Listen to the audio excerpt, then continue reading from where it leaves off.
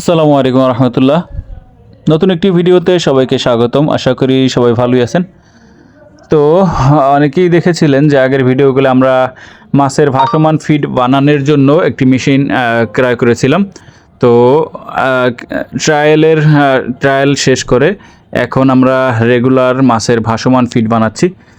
তো এখানে যে মেশিনটি দেখতে পাচ্ছেন এটি হচ্ছে মাছের যে ভাসমান ফিড খাবারটা রয়েছে, তো সেই ফিড বানানোর মেশিন। আমরা এটি দিয়ে আজকে খাবার বানাচ্ছি।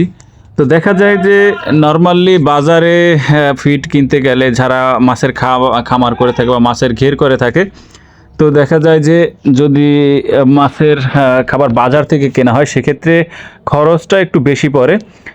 আর যদি কেউ বেশি মানে কয়েকটি পুকুরে বা দেখা যায় মোটামুটি মাছের পরিমাণ বেশি হয়ে থাকে, সেক্ষেত্রে এরকম একটি মেশিন কিনলে সেক্ষেত্রে খাবার খরচটা অনেকাংশে কমে যায়। দেখা যায় বাজারের যে 25 কেজির বস্তা যে খাবার পাওয়া যায় সেই খাবারগুলো যদি কিনতে হয় সেক্ষেত্রে প্রতি কেজির দাম নর্মালি প্রায় 70 থেকে 75 টাকার মতো আসে। আর যদি সম্পূর্ণ উপাদান ঠিক রেখে দেখা যায় মাছের যে প্রয়োজনীয় ভিটামিন, মিনারেল, প্রোটিন যা যা দরকার আছে সেই সব ঠিক রেখে কমপ্লিটলি যদি এই খাবারটা নিজেরা তৈরি করা যায় সেক্ষেত্রে 45 থেকে 48, আর যদি নিজেদের শ্রমের হিসাব করা হয় সেক্ষেত্রে 50 থেকে 53 টাকার মতো প্রতি কেজির দাম পড়ে। তো যেহেতু 313 প্রজেক্টের অনেকগুলো মাছের ঘেরে রয়েছে, সেক্ষেত্রে নিজেরা খাবার বানালে অনেকটাই দেখা যায় যে প্রফিটের আশা করা যায়। সেই চিন্তা মাথায় রেখে এই মেশিনটি ক্রয় করা হয়েছে। এছাড়াও এই মেশিনটিতে যেহেতু যে খাবারের যে জিনিসগুলো রয়েছে, গম, তারপরে মাছের শুটকি, তারপরে দেখা যায় সরিষার খোল, সয়া মিল, আরও বিভিন্ন ধরনের উপাদান মিক্স করতে হয়। সেক্ষেত্রে হাতে মিক্স করলে অনেক সময় একটু সমস্যা হয়ে থাকে, তাই মিক্সার মেশিন ক্রয় করা হয়েছে।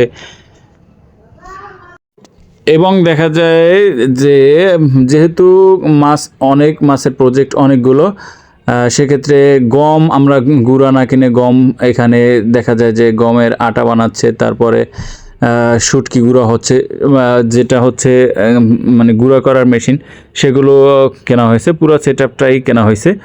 তো এখন আমরা নিয়মিত মাছের জন্য খাবার বানাচ্ছি।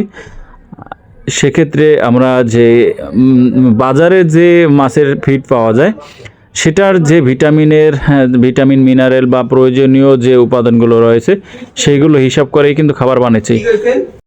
বাজারের খাবারে যেসব উপাদান থাকে তার চেয়ে দেখা যায় নিজেরা বানালে আরও এর কোয়ালিটি ভালো থাকে এবং দেখা যায় দামের দিক থেকেও সাশ্রয় হয়ে থাকে। আমরা এখানে পাঙ্গাস মাছ, গ্রাস কাপ, তারপরে মাছের যে ভাসমান ফিড যেগুলো খেয়ে থাকে ওইগুলোর খাবার বানাচ্ছি এখন। সামনে আস্তে আস্তে দেখা যায় যে আরও বিভিন্ন ধরনের নতুন নতুন মেশিন আসবে এবং আরও দেখা যায় যে প্রজেক্টে নতুন কিছু সংযুক্ত হবে। তো যারা আমাদের নিয়মিত দর্শক আছেন তারা ইনশাল্লাহ সামনের ভিডিওতে সব কিছু দেখতে পারবেন। আজকের ভিডিওটি এ পর্যন্তই। আমাদের আগামী ভিডিও দেখার জন্য চ্যানেলটি সাবস্ক্রাইব করবেন, আর যারা ফেসবুক পেজ থেকে দেখতেছেন তারা ফেসবুক পেজটি ফলো করবেন। সবাই ভালো থাকবেন, সুস্থ থাকবেন। আল্লাহ হাফেজ।